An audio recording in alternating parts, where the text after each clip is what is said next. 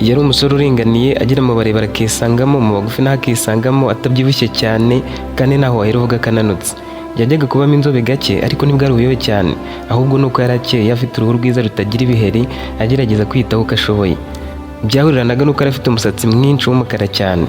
Yawitagaho akawushyiramo amavuta atuma umera neza, rimwe na rimwe agashyiramo agakanta, ku buryo abamurebaga batatinyaga kuvuga ko ari mwiza, nubwo ari ibintu akenshi bidakunze kuvugwa ku basore, keretse iyo bivuzwe n'abakobwa. Kuri we nta muntu utarabivugaga, n'utarabivugaga yabaga abibona akabyirengagiza.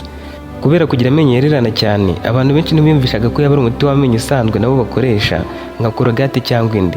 Yambaraga neza akaberwa, agashati kamwegereye n'agapantaro kamwegereye ariko bidakabije, akarenzaho no kwitera umubavu watumaga ahumura neza. Icyari kibabaje ni uko yakundaga gusinda inshuro nyinshi, rimwe na rimwe agataha akaruka ku buriri, abantu bose babanaga nawe mu gipangu ariyo nenge yonyine bamubonaho. Yakoraga akazi katamuvuna, katumaga ahora asa neza cyane, kandi yakoraga amasaha make ku munsi. Yari yaraje muri uwo mujyi aje gukorera mukuru we wacuruzaga imashini na telefoni z'ubwoko bwose. Yagiraga mu kazi saa 2 zo mu gitondo, agataha saa 11. Iyo yahageraga yasangaga umugore wa mukuru we yahageze kare ari gukora udusuku. Uwo musore hamwe n'undi mukobwa bakoranaga bagatangira kwakira abakiriya nka saa 3 akigira mu bindi. Uwo mugore yagarukaga nimugoroba saa 11 yiviriye mu kandi kazi, akajya mu mwanya w'uwo musore wavukanaga n'umugabo we, akaguma kugeza umugabo atashye bagatahana. Nubwo uwo musore we yakoreraga bari bene wabo, yari yarahisemo kwikodeshereza ku ruhande, avuga ati sinaba umuryango w'abantu dufitanye isano, nazashiduka barangiza umukozi bakajya bumva ko kubwo kuba bangaburira bazajya bampemba make, kandi mu mafaranga nta marangamutima abamo. Iyo yasozaga akazi yajyaga kunywa amayoga yose ashaka ari kumwe n'inshuti yari yaramenyanye nazo muri uwo mujyi, hamwe n'izo babanaga mu gipangu. Icyo gipangu cyabagamo abakobwa benshi nabo bakodeshaga, harimo n'abasore baturutse hirya no hino bakoreraga muri uwo mujyi. Muri abo bakobwa harimo umwe wari uciriritse umugereranyije n'abandi, bitewe n'uko ari wakoraga akazi gahemba make. Uretse n'ibyo, no mu bigaragara inyuma ntiyari mwiza cyane birenze bimwe abantu babona bagatangara. Yari umukobwa wiyitaho nk'abandi bakobwa bo mu kigero cye, ariko ubunyacyaro bwaranze kumushiramo, wavuga ko nta byari birenze. Kandi nawe yegeranyaga n'abandi bakobwa bo mu gipangu, yabonaga ko bamurenzeho banamurusha amafaranga. Yari yarakunze uwo musore, yaragerageje no kubimubwira inshuro nyinshi, gusa uko yabivugaga byabaga bisekeje. We n'uwo musore bakabiseka, umukobwa agasubira mu cyumba cyababaye avuga ati kuki abakobwa tutabasha kubwira abahungu ko tubakunda, twanabibabwira ntimwumve ko dukomeje. Kasi ndamukunda ariko ndabimubwira kumva ari urwenya nzanye, kuko mbivuga ndi kwisekera cyangwa nkabimubwira yasinze. Muri iyo minsi yiteguraga kwimuka, kuko sebuje yaragiye kwagura ibikorwa bye, agiye kubyimurira mu wundi mujyi. Yarebye mu bakozi be bose abona Aline ari we wajya akabikora neza, anamusezeranya kumwongeza umushahara. Aline yabitekerejeho akibaza ati ubu se nemere nimuke cyangwa ngume gukorera make ndi hano? Ningenda ntawe nzongera kubona Kasi, kandi nibura ndamubona ngasinzira. Nubwo akunda gutaha bwije kandi yasinze, sinigeze ndyama ataraza. Nimuka nzamukumbura kuko na hano mukumbura mureba. Yegereye sebuje aramubwira ati boss, mbabarira nigumire inaha maze kuhakunda, aho handi wohereza undi mukozi. Sebuje yaramusetsa turakajije, ngiye kugukubira kabiri none wanze amafaranga. Uramutse ubyanze nakwirukana kuko nta bwenge wawe ugira, sinaba ngikoresheje umuntu utekereza nkawe. Hasi iwanyu waje nta muntu hazi, rero n'ahandi uzahamenyera. Yahise amubwira ati ahubwo nari naguhaye icyumweru cyo kuba witegura, ariko ibikoresho byose byamaze kuhagera. Ejo mu gitondo uzinduke kare cyane nka saa 12 zuzuye, tugende nkugezeyo turebe ko hari ahantu papeteri yaho yagira abakiriya. Yumvise ataye umutwe, ariko atekereza ko atagomba kwanga akazi ngo nukubera ko yari agiye kujya kureba Kasi. N'ubusanzwe Kasi yaramubabazaga kuko atahanaga n'abandi bakobwa bose basinze, akarara umutima wenda guturika. Yanasohokanaga bo mu gipangu we ntamwibuke, kuko nyine yamufataga nk'umukobwa batari ku rwego rumwe byo kuba basohokana. Yafunze umwuka ati nta kundi ngomba kugenda, wenda ninjya aho namureba nzatangira kwiyakira. Kuri uwo munsi yiriwe mu rugo yitegura kugenda, yameshe imyenda bigera nka saa 9 yumye arayipakira. Yicaye hanze ategereza ko Kasi yataka muganiriza bwa nyuma. Yaribwiraga ati natanda mwinginga ampa umwanya tuganire, mubwire ko mukunda nkomeje. Noneho ndabivuga ntaseka. Yitoza gukunda araba yifashe n'amagambo araza gukoresha amubwira ko amukunda, ku buryo Kasi yarabyemera ntabiseke. Yagiraga kumva bitaza kuba bimeze neza nabivuga nk'uko ari yabipanze, akongera agategura ubundi buryo. Buri kanya yajyaga kwireba mu ndorerwamo ngo yirebeho nibura akantu keza, wenda nko kureba neza, guseka neza, cyangwa ngo arebe ko yatuje aribwo wenda aba mwiza kurushaho, azi kubikoresha areshya Kasi. Yari yabuze amahwemo, amasaha yatinze kugira ngo Kasi yave mu kazi baganire. Saa 11 n'igice zageze atarataha, ari nibuka ko ari inkweto atapakiye. Yari yazibagiwe kuko yari yarazinaze munsi y'igitanda. Yagiye kuzipakira abona mu biganza yanduye, abanza gukaraba, yongera kwisiga utuvuta aravuga ati ngomba gusubira hanze nsa neza. Uwo Kasi yagiye kuhagera. Agisohoka yabonye Kasi ari gukingura umuryango wo ku irembo ari kumwe n'umukobwa witwaga Yvette amufashe ku rutugu basohokanye ngo ajye kumugurira agafanta. Yicaye hasi ararira cyane ko yari mu gipangu wenyine abandi batarataha, abura uko amuhamagara ngo basi aze abimubwire, yicuza icyatumye yirirwa hanze umunsi wose. Yibazaga ukuntu abuze ubwenge gato ngo agiye kureba inkweto yari yibagiwe, akiyita injiji cyane akumva yakwikubita.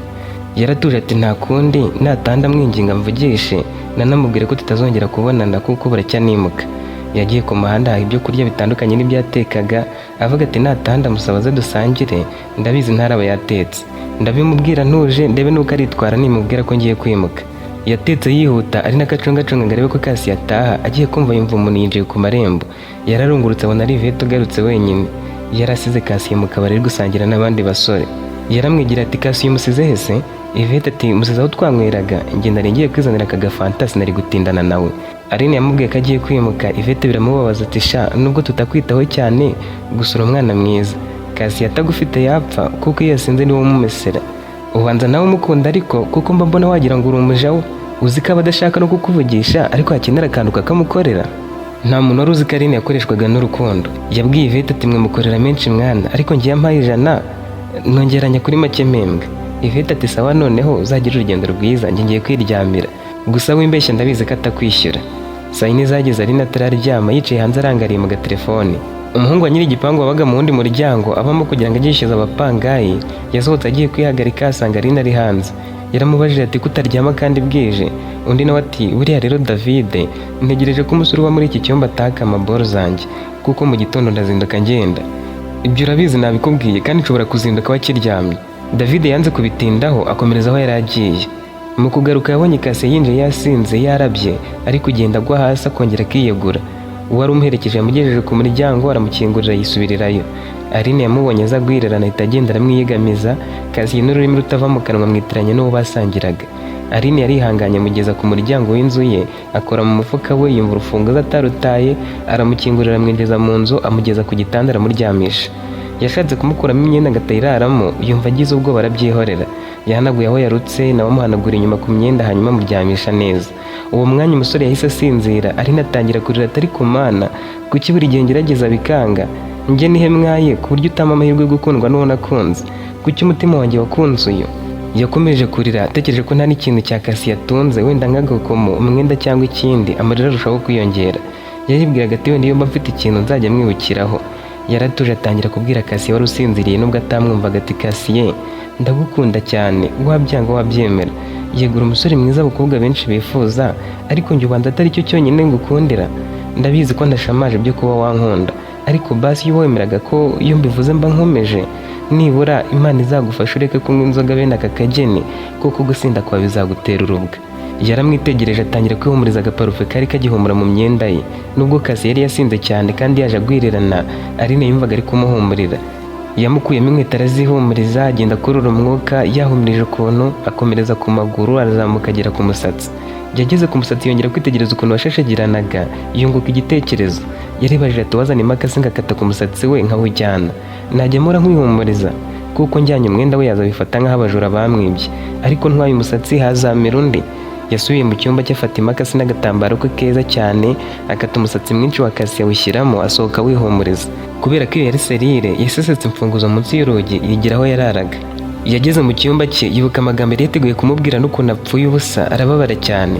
Yitegereje uburyo yari yamusigiye atekereza kubimujyanira mu cyumba cye, gusa nanone yumva gukomeza kukinjiramo hari uwagira akabibona wenda asohotse. Icyakora umuntu wari uzi ko ari kumwe na Kasi yari David gusa.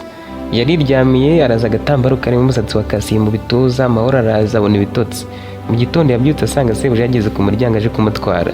Yapakiye utwe twose bahita bagenda nta muntu asezeyeho.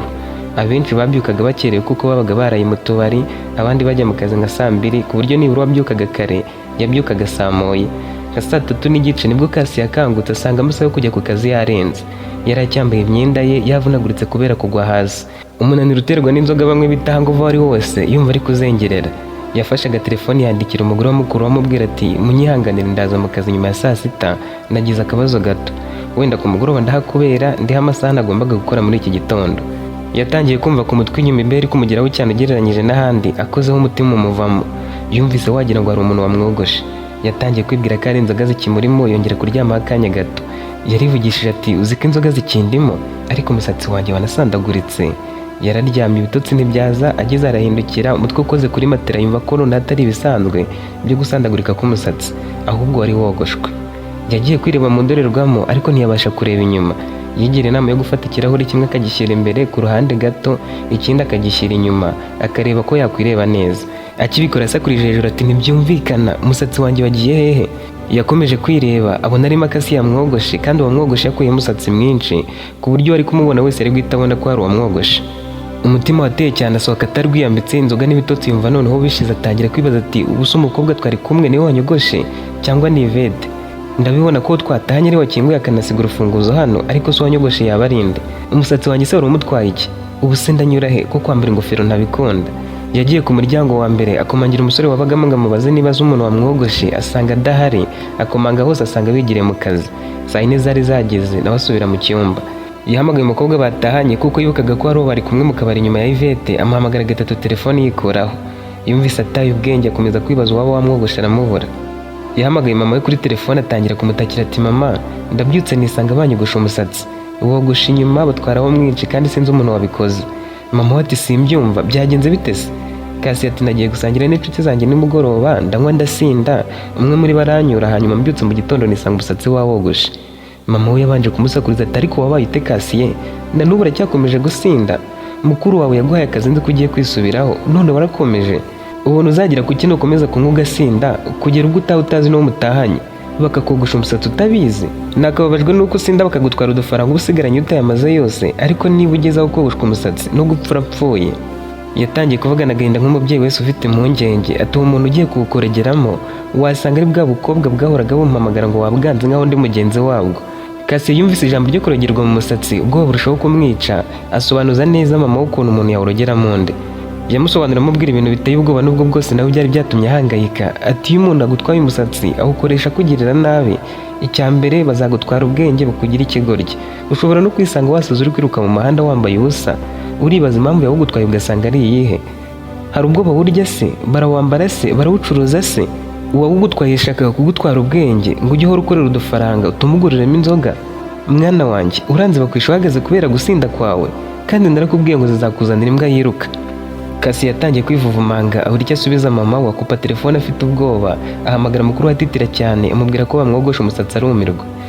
Yamubwiye amagambo nk'ayo mama wamubwiye, ati Kasiye uri murumuna wanjye, uretse n'imbyira inshuti yanjye, ariko ibyakubayeho binteye ubwoba. Uwo muntu ashaka kukugira umusazi se? Ashaka kukugira ikigoryi ukajya umuha ayo wakoreye? Ashaka ko muzakomeza gusindana? Ashaka iki? Cyangwa ni bwa bukobwa utendekanye sha? Kasiye yararize, ibyo kuba ari umusore wihagararaho birarangira. Mukuru we ati nanjye ndumva narira, ariko bwaba ari ububwa. Yego birababaje kuba bagutwaye umusatsi, kuko wawugutwaye anatuma abarozi bakwica byoroshye, ariko ukwiriye kuba umugabo ugakomera. Nubona ari ntacyo ubaye ejo n'ejo bundi uzagaruke mu kazi, kandi biguhe isomo ugabanye inzoga, zizakuzanira n'ibindi utazi. Nguhaye ikonje ndavugana na madamu, ariko ugabanye ubuga rwose, uba umuntu w'umugabo. Kugira ngo arebe ko yagabanya ubwoba, yahamagaye undi musore w'inshuti ye yari azi ko atagiye mu kazi, nawe umubwira ko iyo umuntu agutwaye umusatsi bishobora kukuviramo ingaruka mbi nyinshi. Yiriwe mu rugo ahangayitse, umuntu ukodesha mu gipangu yasomye ku rugi rwo kwiremba atashye, akirukira yamubaza ati mbwira, ntabwo waba uzi umuntu wangase umusatsi? Bose bamubwiraga ko batazi uwo ari we, abaza buri wese, bageze aho biteranyiriza mu mbuga baramuseka karahava. Yarabatakambiye ati niba muri mwari umuntu wangase umusatsi nambwire, kuko rwose ndahangayitse. Nabo bati muri twe ninde ushaka kukuroga kurya gutwara umusatsi? Umusore yahise asa n'ugize ihungabana, ubwoba buramwica, ajya kuryama biramunanira, arabyuka ahamagara abo basangiye nimugoroba, nabo bamubwira ko batigeze bamwogosha. Rimwe yajyaga aganira na David, ajya kumukomangira ngo arebe ko ahari, asanga hafunze. David yari yabaye agiye iwabo kuko hari ibyo yaragiye kubakurikirana. Yashatse kumuhamagara kuri telefone ngo yumve niba ari we waba wamukase umusatsi, yumva ko aba ari ukumutesha umutwe, cyane ko atarazi n'ahantu yagiye. Yatangiye kumva arakariye buri muntu wese, bituma ararasiba nimero z'abakobwa bose bari bahuriye mu kabari iryo joro. Yararyamye, bucye yumva ameze neza mo gake, ariko agihangayikishijwe n'umuntu wamwogoshe. Umunsi washize abantu bari kumwisekera, ageze aho yigira inama yo kwambara akagofero nubwo atagakundaga, kugira ngo abone uko ajya mu kazi. Kubera ukuntu atitaga kuri Aline, ntiyarazi ko animutse. Ku mugoroba w'uwo munsi yahise ajya kwiyogoshesha neza, umusatsi wawugezaho imakasi ya Aline yagejeje, hanyuma atangira ubuzima bwo kutagira umusatsi. Abantu bamubonye nyuma yaho bagira ngo siwe, kubera ukuntu umusatsi wari waramuhinduye. Yarawumaranye imyaka myinshi, abantu bose bamwibuka ari uko afite umusatsi. Yamaze iminsi ahangayitse, ageze atangira kunanuka, kuko nubwo yabonaga nta cyaba, ariko yibazaga icyo umuntu wamukatiye umusatsi yashakaga akakibura. gusa yarahindutse bigaragara, ntiyongera gusubira mu kabari na rimwe. Iyo yatekerezaga ibyo kunywa inzoga, mu mutwe hahitaga hazamo umuntu wamukase umusatsi, akavuga ati nongeye gusinda gato uyu muntu n'ubundi aranyanganira inkota mu mutima, kandi byanga bikunda ari mu bo dusangira. Rero aho kugira ngo nzapfe nziza inzoga nzicitseho burundu, nzajya ninywera amazi, amata, imitobe na fanta, nteke icyayi nabyo mbinywera iwanjye. Iyo nimero atazi yamuhamagaraga kumva ari umukobwa, yahitaga amukupa avuga ati wasanga ariwe nkase umusatsi, akaba yaragiye kundogesherezamo ngo umukunde. Yajyaga yicira urubanza atari kubwo nanjye nari narakabije, nta mukunzi wa nyawe nagiraga uretse kugendana n'uwo mbonye. Yari yaragiye kwisuzumisha asanga nta ndwara n'imwe afite, ariruhutsa tubanza ari Imana yankebuye. Nsubiye mu ngeso mbi buriya nahura n'ibindi byago bikomeye. Mu byumweru bike yaramaze kuba umusore mwiza, umusatsi waratangiye kumera, gusa abantu bari kwibaza impamvu ari kunanuka. Mukuru we yarabibonye aramwicaza amugira inama yo kwiyitaho, yaba atabishoboye akajya amugaburira wenda agataha aho yakodeshaga. Yabwiye mukuru we ati ubu nta mahoro nkigira mu mutima, nubwo narya ibyo kurya bimeze bite, naramenya umuntu wantwariye umusatsi sinatuza. Bakomeje kuganira, amusezeranya ko nakomeza uwo murongo wo gutanga inzoga no kutajya mu bakobwa azamwongeza umushahara, ariko nawe kumwongerera amasaha y'akazi. Kasi yamubwiye ko amasaha yatakazaga mu kazi ariyo menshi, arabyemera atangira gukora amasaha y'ikirenga, ariko nawe amafaranga ariyongera. Nyuma y'igihe kitari gito umusatsi wari waragarutse, nubwo utari muremure nka mbere. Yaratangiye kubyibuha, yarakeye kurushaho kuko ibintu by'inzoga zikomeye yari yarabiretse, yarayobotse amata. Abakobwa bamukundaga ari benshi, we yarabikuyemo burundu, yewe yarabazinutswe. Gusa umutima ntiwaburaga kumuryo yibukaga amagambo abantu bamubwiye yabuze umusatsi. Rimwe yumvaga ko hari umuco uzagira uwawutwaye akawukoresha ibyo yawutwariye, akaba yahinduka umusazi cyangwa agapfa. Ku rundi ruhande ari naho yari yarimukiye, yaratangiye kwiyakira. Gusa yamaze ukwezi kose yihumuriza umusatsi wa Kasi ngo abone gutoza. Iyo yabaga agiye kuryama yafataga agatambaro yawushyizemo akakihumuriza, agapfundura akawihumuriza, akiruhutsa ati Kasiye, urukundo ngukunda mbona ruzanyica. Iyo mbonye uyu musatsi mbona muho nakunze ntabyiteho. Yahitaga awushyira mu bituza akaryama agasinzira. Inzozi ze zose ziberagamo Kasiye, ibyo yatekerezaga ari mu kazi ari Kasiye, ku buryo hari ubwo yashidukaga ari kwita umusore wese abonye Kasiye. Nyuma y'ukwezi murumuna we yaje kumusura aho yabaga, ahageze umukobwa agira isoni zo kwivugisha amagambo yavugiraga ku musatsi wa Kasiye agiye kuryama, ariko nabwo yawuraje mu bituza. Nijoro murumuna we yarakangutse acanye itara kuko yari agiye kujya hanze, abona akantu gapfunyitse kari mu bituza bya mukuru we, agira amatsiko yo kumenya ikirimo. Yagahambuye yitonze, asanzemo umusatsi asakuriza hejuru. Yaramukanguye ati Aline, ibi ni ibiki? Usigaye ujya mu bapfumu? Uyu musatsi ni uw'iki? Yakomeje kumusakuriza amuhata amagambo, Aline ageze amusobanurira akantu ko kandi. Yaramubwiye turetse n'uwo musatsi kano gakomo ndaramo nako namutwaye icyo gihe yasinze. Ndamukunda, rimwe na rimwe ngira ngo yarandoze. Murumuna we atinyereka amafoto y'uwo musore wagusajije ndebe, wagira ngo ni Gabriel cyangwa undi wavuye mu ijuru, kuko muri iyi si nta muntu wasaza undi bigeze aha. Aline yaramumweretse, murumuna we amubonye amarira azenga mu maso. Twari udufoto twinshi Aline yamufotoraga mu bihe bitandukanye, kuko Kasi wamucaga amazi kenshi ntiyari kumwemerera ko amafotora abishaka. Murumuna we yaramubwiye ati Aline, ndagukunda nka mukuru wanjye, ariko nteye agahinda. Uyu musore nubwo wajya mu bapfumu ntiyakwemera. Nibura uziyiga wisobanukirwe. Nibyo waramukunze, ariko se wumva yagukunda? Ni mwiza, afite amafaranga, afite na bene wabo b'abakire. Wowe urinde ku buryo wakwigondera uyu musore. Ubu se we wibwira ko adashaka abakobwa beza? Yego nawe uri mwiza, ariko bibaye ngombwa ko akugereranya n'abo bahorana n'abandi bakobwa yifuza nk'uko ndi kumubona, wowe yagufata nk'utarigeze abaho. Aline yababajwe n'ayo magambo, gusa bamubwizaga ukuri. Ntiyarazi no kwambara agapantaro nk'abandi bakobwa, nta gusuka habe na mba, yambaraga ibintu bitaratse gusa. Umusatsi we ntiyawuteraga agakanta gahoraho, byabaga ari rimwe na rimwe yabyibutse. Gusa nta katabaga yagize, kuko yageraga muri karitsiye z'iwabo babonaga ameze neza, bose abarenze ari kuyaga. Icya mbere kuri we kwabaga ari ukuba yambaye ibimeshe, amafaranga abonye yohereza iwabo bakamuguriramo agatungo cyangwa ikindi kintu cyamuteza imbere. Yatekereje ku byo murumuna we amubwiye yitsa umutima ati nanjye sinabihisemo. Ndabizi nta n'umuhungu untereta w'inaha keretse ab'iwacu, ariko simba mbashaka kuko nkunda Kasi. Murumuna we yumvise Aline yaragize ikibazo mu mitekerereze, yiyemeza kumuganiriza yitonze aho kumucira urubanza, ariko ashyiramo ukuri kwinshi.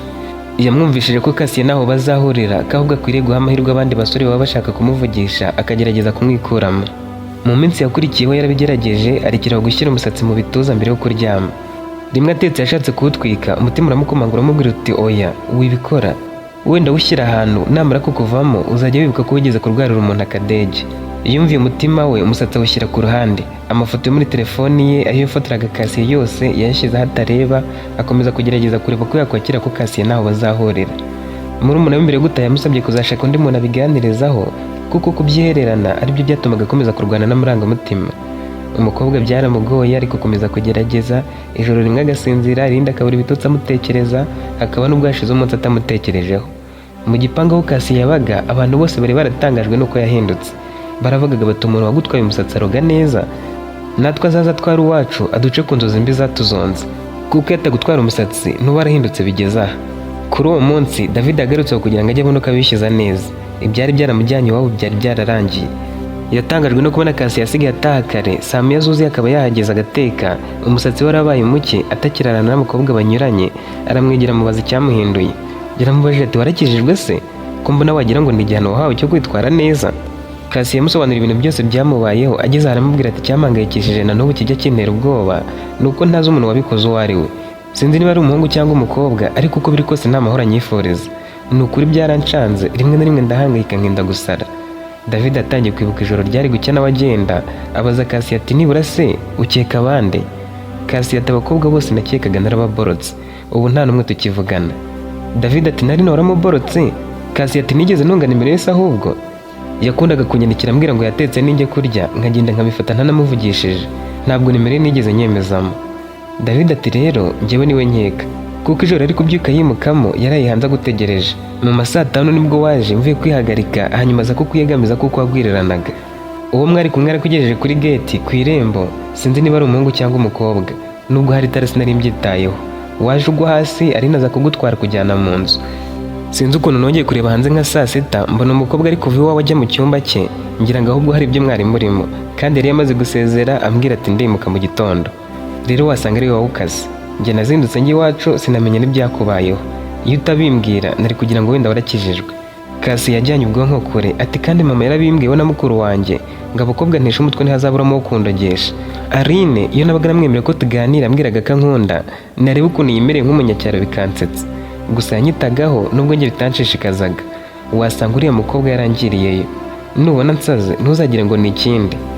Yabajije David niba afite nimero ze, undi ati nazibura ntese.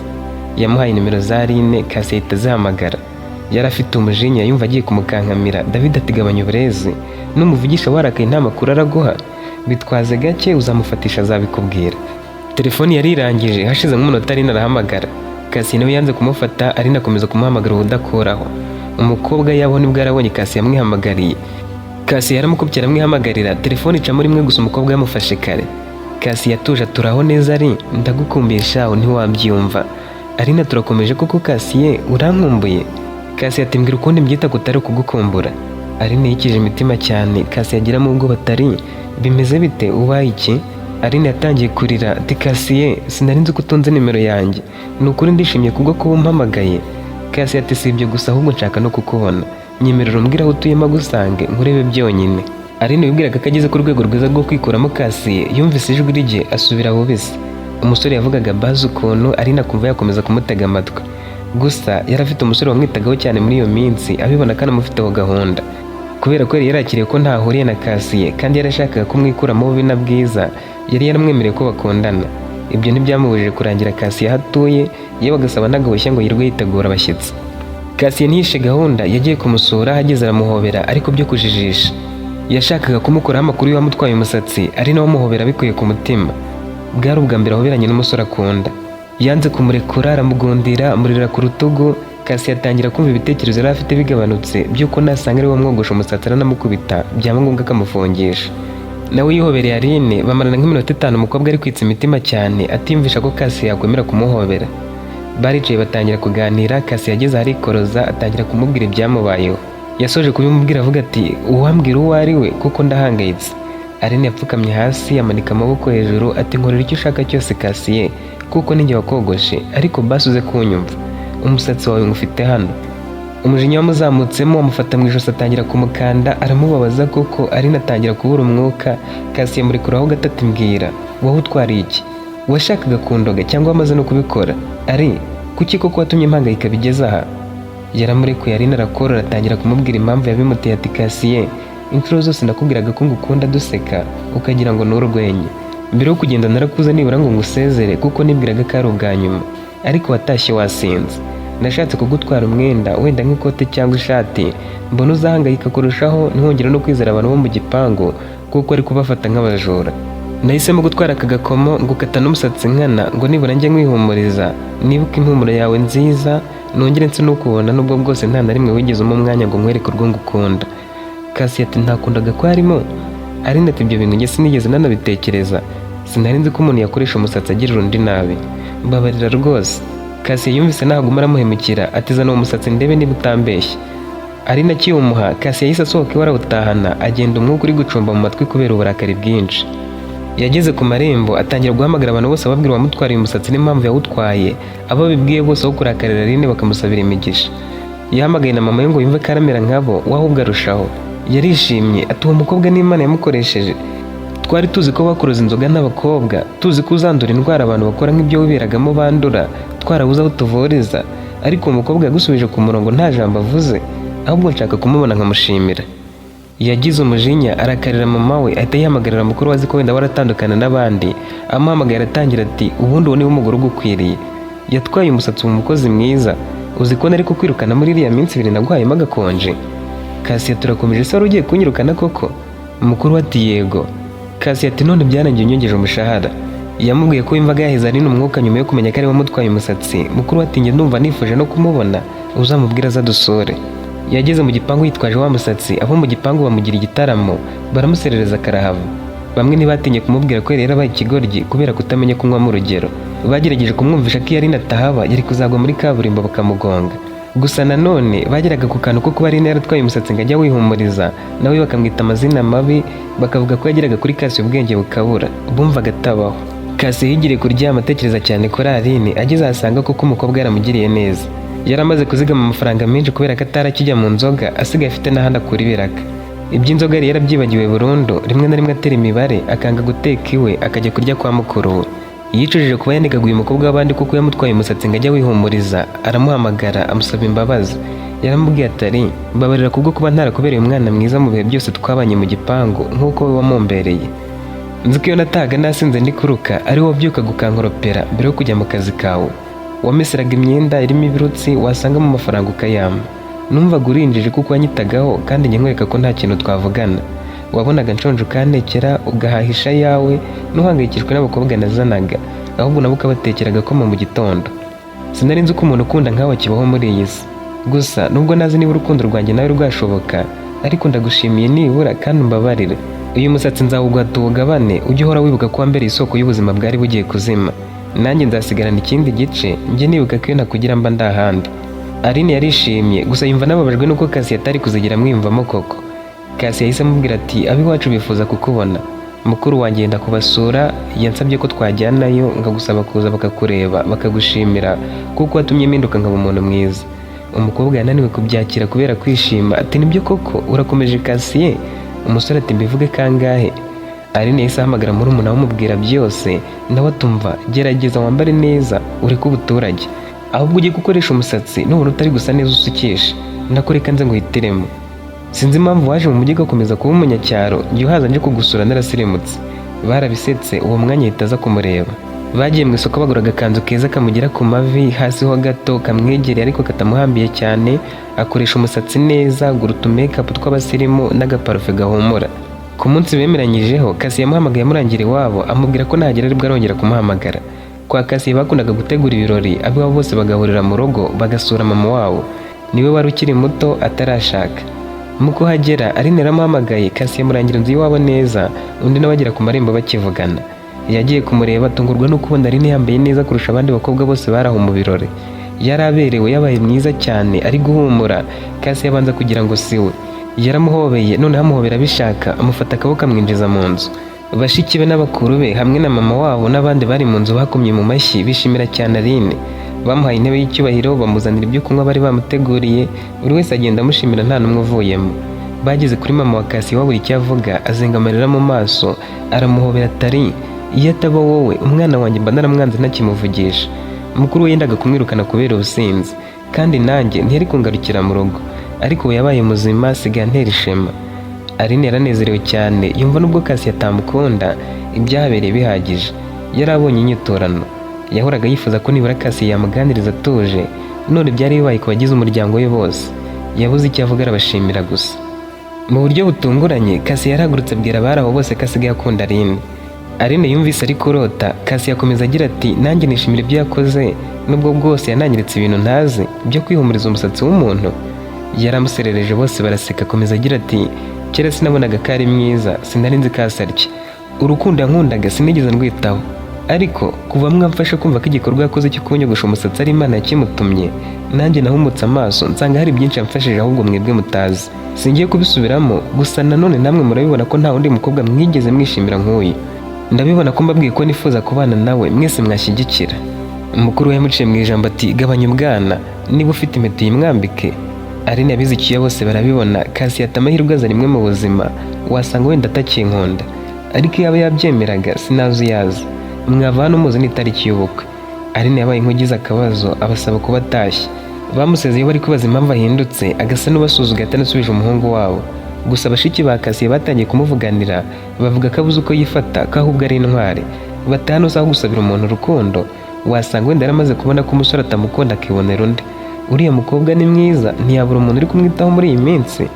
Ibyo bavugaga byari ukuri. Aline yibutse ko hari umusore yemereye ko bakundana. Icyatumye abura amahoro ni uko Kasi yaramwisabiye ko amubera umukunzi, we n'undi musore basa n'abageze kure. Niwe wari waramufashije kwikuramo Kasi mu rugero runaka, kandi yamusezeranyaga kumugira umugore bidatinze. Aline niwe utarabyihutishaga ashaka ko babigenza gake. Nawe yatekereje ku kuntu kwa Kasi bamwakiriye, abeho bose bamwishimiye, agisha inama murumuna we. Nubwo yamurutaga yubahaga ibitekerezo bye cyane. Murumuna we yaramubwiye ati Kasi nusanga gukunda koko ntuzatuma ashaka undi mukobwa kandi nawe waramukunze, ntarirarenga uwo wundi wamukatira. Ndabizi ko utamukunda ahubwo wamugize igikoresho cyo kukwibagiza Kasi. Mubwiza ukuri rero wemerere Kasi, nakumvira umutima wawe, icyo gusaba bari cyo ukora. Gusa urebe icyazakubera cyiza utazicuza cyane. Nakumvira umutima wawe, icyo gusaba bari cyo ukora. Gusa urebe icyazatuma uticuza cyane. Aline yarabyiyemeje, ahamagara umusore bari mu rukundo, amusaba ko bahura, amubwira ko burya atari yakamukunze bya nyabyo, ko yarakirwana no kwikuramo Kasi. Uwo musore yamusezeyeho, yanga kumugaragariza agahinda mu maso, ajya guhangana no kumwikuramo uko ashoboye. Nubwo yababaye cyane, yatekereje ko ari byo bikwiriye, kuko Kasi utaravaga mu mutwe wa Aline yumvaga byanga bikunda ko yari kuzamusenyera mu buryo bw'ibyiyumvo, cyane ko Aline yajyaga amuhamagara Kasi rimwe na rimwe yamwitiranyije akigarura. Yasibye nimero ye, yirinda n'icyakongera kubahuza cyose. Aline akomeje kujya avugana na Kasi, bageze aho barahura, noneho bose babwirana ko bakundana bakomeje, umwe yabivuga undi akabisubiramo. Urukundo rwari ruhari ruhagije, nta n'umwe ufite uburyarya. Yari yizeye neza ko Kasi yamukunda, kuko yari afite ibimenyetso birimo no kuba yaravuye ku nzoga burundu. Kubera ko bose bari abakozi beza, bazi no kuzigama kandi bashyigikiwe n'imiryango, bakusanyije amafaranga ahagije, bakora ubukwe bwiza bw'agatangaza. Abantu bose bari bazi Aline barumiwe, babonye ukuntu yarasigaye ari mwiza. Barivugishaga bati burya umukobwa wese yaba mwiza yabonye ibyo akeneye, icyica ni ubukene.